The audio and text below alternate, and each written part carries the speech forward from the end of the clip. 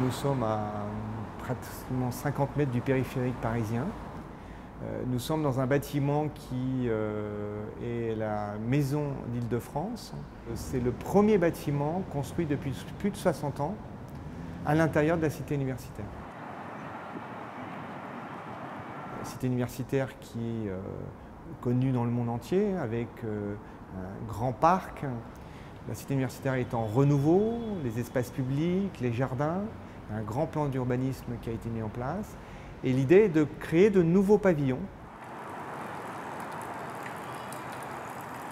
Nous avons répondu à un concours et le maître d'ouvrage, qui est donc la région d'Île-de-France, souhaitait pour ce bâtiment montrer à quel point l'Île-de-France était en pointe sur les projets environnementaux. En 2010, c'est une révolution à Paris, une révolution en France.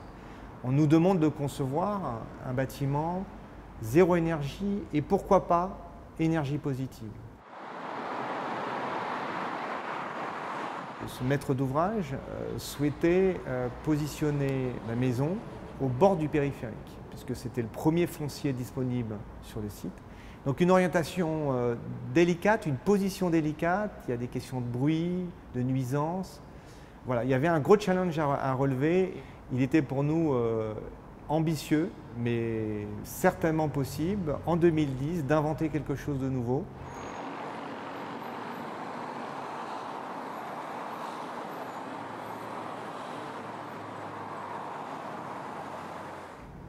Je ne sais pas s'il y a la volonté de construire un objet. Nous, à Annemasse, la question de l'objet est une question délicate. On pense que la ville se fabrique avec des bâtiments ordinaires et c'est au moment où on s'en approche qu'il y a sa grande qualité d'usage et autres. En tout cas, c'est certain, nous avons, avec Nicolas Michelin, le fondateur de l'agence, pensé très tôt au fait de poser un bâtiment à la cité universitaire. Ce n'était pas anodin. Et donc, il était essentiel pour nous de se poser cette question avant de dessiner. Qu'est-ce que nous défendons dans notre époque pour construire ce bâtiment? Et je pense qu'il représente, à tout niveau, sur sa forme architecturale, sur ses matériaux, sur la conception, sur la question de la haute qualité d'usage, sur la question humaine au centre du fonctionnement d'un bâtiment, je pense qu'il est en parfaite adéquation avec notre époque. Le déjà là, la qualité du site est notre première, on va dire notre première contrainte. Ce site était un site boisé, en face de la grande pelouse de la cité universitaire, dans un axe historique qui relie Paris à la banlieue, au-dessus du périphérique. Il nous a semblé avant tout de regarder, avec les contraintes des bâtiments de France, comment on pouvait venir glisser 142 logements dans ce site-là en préservant un maximum des arbres existants.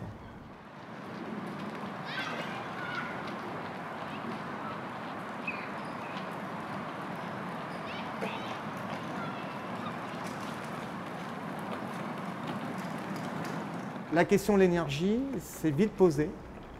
Et elle a aussi influencé sur la forme du bâtiment. Très vite, nous avons souhaité orienter les logements perpendiculairement au périphérique. Nous avons proposé de placer au cœur de cette maison d'Île-de-France une production d'énergie pour rendre le bâtiment en énergie positive, pour qu'il soit autonome à terme en énergie.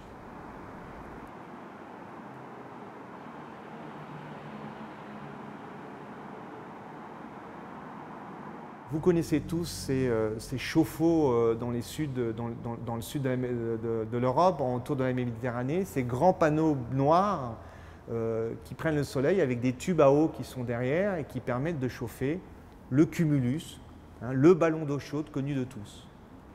Nous avons pris ce principe-là et nous l'avons multiplié par 500. Nous avons produit une eau chaude que nous avons concentré à l'intérieur de deux grands ballons d'eau chaude, deux grands cumulus de 15 mètres de haut. Nous stockons l'eau chaude et cette eau chaude-là, nous la restituons dans le réseau d'eau chaude pour l'eau chaude sanitaire ou dans le chauffage. Ce qui a été innovant, c'est de réfléchir à ce système à une échelle jamais imaginée dans le monde, d'agglomérer autour de cette question de pile à eau. J'aime bien dire qu'on a créé une pile à eau, des technologies les plus poussées aujourd'hui.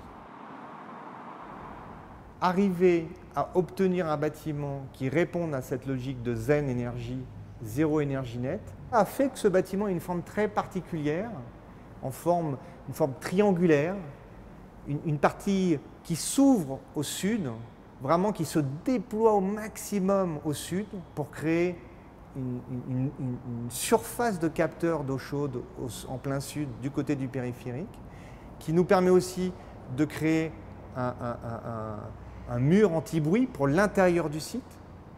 Et on est venu comme ça, autour de ce volume, plaquer les chambres, les unes derrière les autres, sur 8 étages, avec une particularité, puisque c'est un bâtiment qui, sur la question de la haute qualité d'usage, procure des zones collectives nombreuses. On a des salles communes, on a des amphithéâtres, et on a cette salle à chaque niveau qui est au bout du bâtiment, c'est le museau du bâtiment, c'est l'extrémité, qui sont toutes les salles communes qui donnent au nord sur la grande esplanade de la cité. Et pour nous, c'était essentiel, cette partie fine.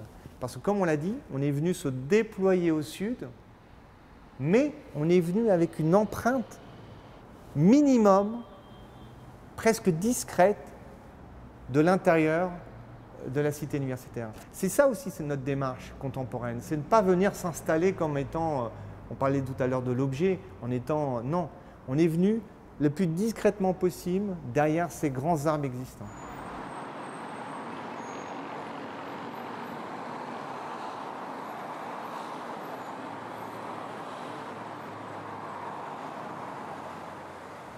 Je crois que c'est important de dire que ce bâtiment, au-delà de ce que je viens de décrire, sur sa forme, sa technique, sa technologie, ça reste un bâtiment qui fonctionnera et qui fonctionne aujourd'hui avec la notion humaine.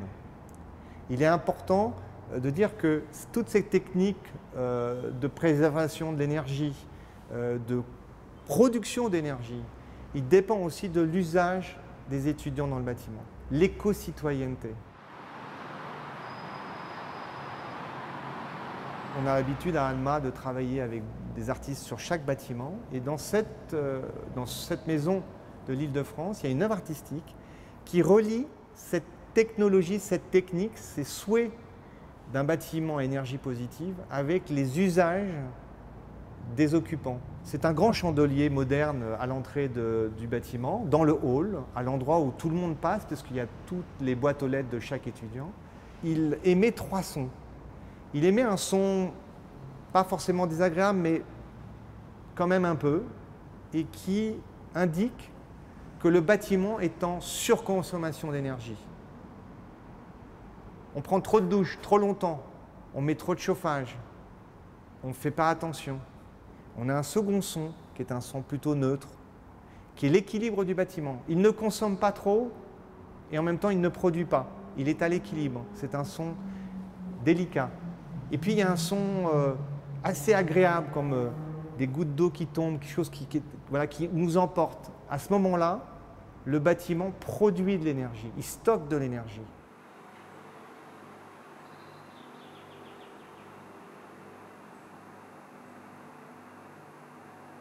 C'est un bâtiment qui est en béton structurel, en poteau-poutre. Mais ce qui est intéressant, c'est que c'est un bâtiment qui est entièrement isolé en parois bois et biosourcées. Pourquoi? C'est un bâtiment qui intègre des chambres avec des cellules WC, douches. Et ce qui est essentiel dans la cité universitaire, c'est que souvent les gros problèmes sont liés à ces problèmes de plomberie. Donc on a conçu avec des ingénieurs et des entreprises des cabines de douche totalement autonomes qui ressemblent à des cabines normales. Ce n'est pas du tout du plastique, c'est vraiment des cabines traditionnelles avec de la céramique et ainsi de suite, mais fabriquées en usine, en robot, et qui sont arrivées par unité et qu'on est venu glisser dans la façade de l'extérieur. Donc il fallait concevoir une façade qui puisse arriver en moins d'une semaine, 10 jours, pour fermer ensuite la totalité du bâtiment.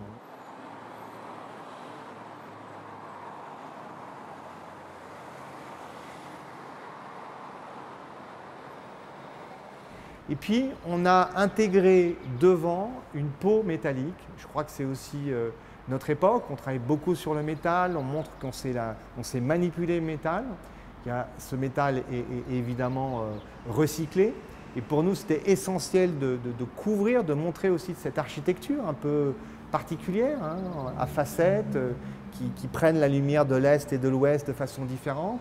C'est aussi une façon de montrer que on est dans cette époque de cette peau métallique, esthétique, légère. Donc voilà, on a entouré le bâtiment de cette peau à facettes qui joue comme ça avec le feuillage des arbres. Et si dans 20 ans on n'a plus envie de cette peau, on peut changer la peau, sans changer le bâtiment? Absolument.